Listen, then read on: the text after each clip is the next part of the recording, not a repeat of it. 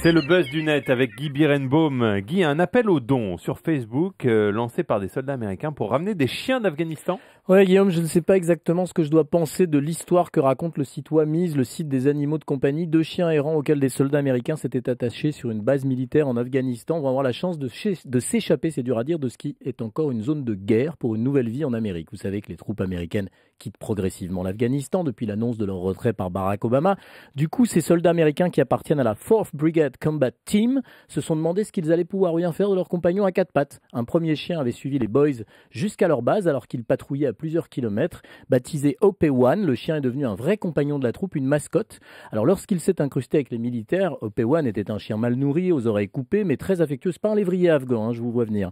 C'est qu'en Afghanistan, les chiens ne sont pas considérés comme des animaux domestiques. OP1 a aussi ramené dans la base une chienne qui vagabondait autour et elle s'appelle Smiley. Et donc les soldats ont décidé de les ramener aux États-Unis en utilisant le web. Oui, alors quand ils ont eu le bonheur d'apprendre leur départ imminent, les soldats sont tout de suite demandé comment faire pour rapatrier les chiens. Parce que figurez-vous, c'est là ça m'a sidéré, que le transport des chiens de Kaboul aux États-Unis coûterait un prix exorbitant par chien, $3 500. Wow, ils rentrent en business. Je sais pas.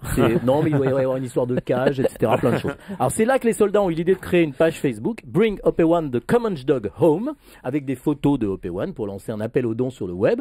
Une autre page Facebook, Operation Enduring Friendship, raconte d'ailleurs plus généralement les histoires de ces chiens de guerre, ça s'appelle comme ça, irakiens et afghans. L'appel aux dons a marché. L'argent nécessaire au voyage a été réuni en moins d'une semaine. Pour la chienne, les choses se sont compliquées quand les soldats ont découvert, d'après le site Kentucky.com, que la chienne était pleine de petits. Sans doute un coup d'OP1. Ça fait apparemment augmenter la note, Julie, de $2000. En tout cas, concernant OP1, on apprenait hier sur sa page Facebook qu'il est bien sur la liste des départs et qu'il va gagner les États-Unis dans quelques jours. Les soldats promettent des photos et des vidéos dès son arrivée aux États-Unis. Alors, je veux pas jouer les rabat-joie, ni les démagos, mais je me dis quand même que ces milliers de dollars collectés sur le web auraient quand même peut-être pu être utilisés autrement.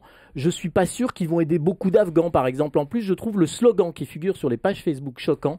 No man or dog left behind. Traduction. Pas un homme ou pas un chien laissé derrière. J'ai quand même bien peur que les troupes qui rentrent laissent pas mal de monde derrière elles en Afghanistan et pas que des chiens. Merci Guy Birenbaum, l'ami des bêtes. Ouais. Vous avez Brigitte Bardot en ligne. Ouais.